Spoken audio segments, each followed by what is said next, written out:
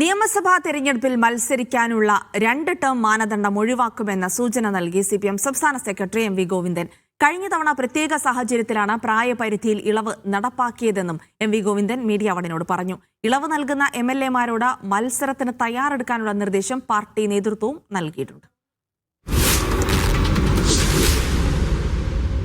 തുടർച്ചയായ 2 തെരഞ്ഞെടുപ്പിൽ മത്സരിച്ചവർക്ക് മൂന്നാമത് അവസരം നൽകേണ്ടെന്നായിരുന്നു കഴിഞ്ഞ നിയമസഭാ തെരഞ്ഞെടുപ്പിൽ സിപിഎം തീരുമാനം. ആ നിബന്ധനയിൽ തട്ടി പല പ്രമുഖരും മത്സരരംഗത്ത് നിന്ന് മാറി നിൽക്കേണ്ടി വന്നു. എന്നാൽ 2 ടേം വ്യവസ്ഥ ഇത്തവണ കർശനമായി നടപ്പാക്കേണ്ടതില്ലെന്നാണ് പാർട്ടി തീരുമാനം. ഈ 2ാം ടേം 3ാം ടേം ഒന്നും അത് കഴിഞ്ഞ പ്രാവശ്യത്തെ തെരഞ്ഞെടുപ്പിൻ്റെ ഭാഗമായിട്ട് ഞങ്ങൾ അംഗീകരിച്ച ഒരു ക്രൈറ്റീരിയയാണ്. ആ ക്രൈറ്റീരിയ അതേപോലെ തുടരുകയാണ് എന്നുള്ളതൊന്നും തിരിതാണ് വേണ്ട. ഓരോ തെരഞ്ഞെടുപ്പിനും ഓരോ ക്രൈറ്റീരിയയാണ്. ആ ക്രൈറ്റീരിയ അനുസരിച്ച് എന്താവണം എന്നത് സംബന്ധിച്ച് ഞങ്ങൾ ചർച്ച ആരംഭിച്ചിട്ടേയില്ല. CPM ആരംഭിച്ചിട്ടില്ല, ഇടതുപക്ഷ ജനാധിപത്യ മുന്നണിയും ആരംഭിച്ചിട്ടില്ല. മട്ടന്നൂരിലോ കണ്ണൂരിലോ മറ്റേതെങ്കിലും ഉറപ്പായ സീറ്റിൽ നിന്ന് കെ ശൈലജ മത്സരിക്കും. ആറന്മുളയിൽ വീണ ജോർജ് തന്നെ സ്ഥാനാർത്ഥി.